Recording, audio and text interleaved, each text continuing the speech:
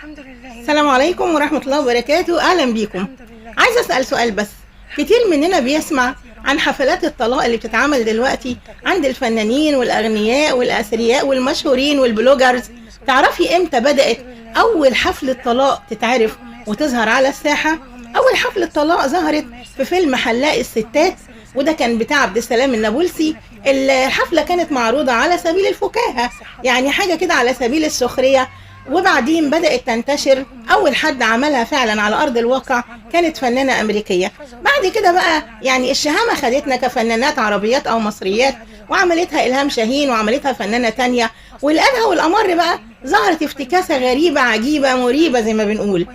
بدأت المطلقة اللي بتعمل الحفلة تعزم طليقها على الحفلة من باب يعني ايزي، يعني خليك ايزي، احنا فريندز مفيش مشكلة، ولا كأن كان بينهم ميثاق غليظ.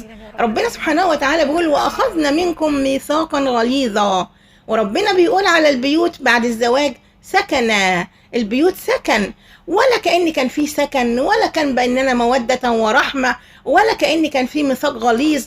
عادي، احنا كنا راكبين الميكروباص جنب بعض والمحطة جت، كل واحد راح طريقه. عادي لما نتقابل تاني في مكان تاني ونعزم بعض على الحفلة وناكل ونشرب وتورته والدنيا ايزي خالص، مفيش اي مشكلة.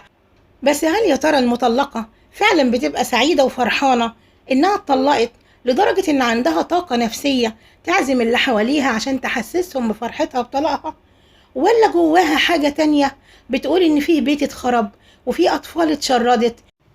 يعني المطلقة عايزة تفهمنا ان ابغض الحلال اللي بيتهزله السماوات السبع عندها تحول لمناسبة سعيدة مبهجة، ولا حالها يا ترى زي الطفل اللي هنشوفه دلوقتي قدام الناس ابتسامة وضحكة مليانة بالألم، ولوحدها وبين نفسها منتهى الامتعاض ومنتهى الحزن ومنتهى الشتات.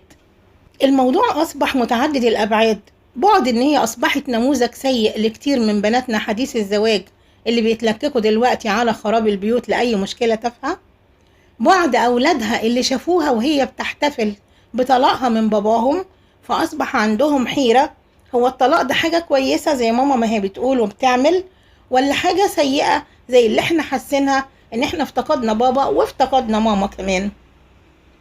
بعد تالت ان المجتمع نفسه أصبح بتنتشر فيه عادات لم يألفها المجتمع العربي المسلم من قبل، بل ان برامج التوك شو أصبحت بتناقش الموضوع كما لو كان أمر حقيقي مسلم به أو عادة من عادات مجتمعنا العربي، وبتناقش تفاصيله ومناسباته والأشخاص والأسباب، وأصبح ابتلاء فوق الابتلاء اللي احنا عايشين فيه.